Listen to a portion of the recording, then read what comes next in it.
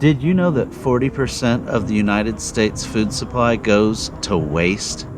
For those of you who are no good at math, let me break it down to you. That's half the food that we make goes to waste. For those of you who are better at math, you know that it isn't quite half, but it's really, really close. I mean, when you think about it, it's a big old portion. I mean, if 40% of your pizza was missing when you got it from the delivery, wouldn't you be upset?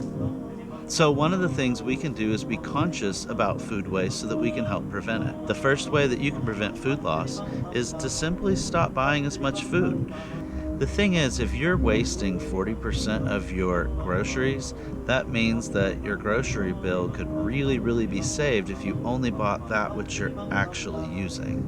And so don't be afraid to go back to the grocery store later if you can walk or take the bike, or if it's on your way home from somewhere else, because it's better to get things more frequently and use them than to get them less frequently and they go to waste. Consuming less also helps your neighbors in need, and that's simply because of supply and demand. If you're not demanding as many groceries, then the supply of it is staying the same, then the price is going to go down, and that's going to help all those who are less fortunate, and that's a good thing. Another way you can prevent food waste is to properly sort your new groceries when you do get home. So when you open up the fridge, don't just put your new groceries right there. Scoop all the things that have been in there towards the front and put all your new groceries in the back. This way you're going to be encouraged to eat up the things that are going bad and need to be eaten. And don't be afraid of leftovers. While we're talking about that, be sure to use clear leftover containers. If you can see into it, you're more likely to eat it. If it's all one color and you have no idea what's the mystery food in that container, you're not really likely to want to jump on that real quick, are you? And be sure to buy local as much as you can.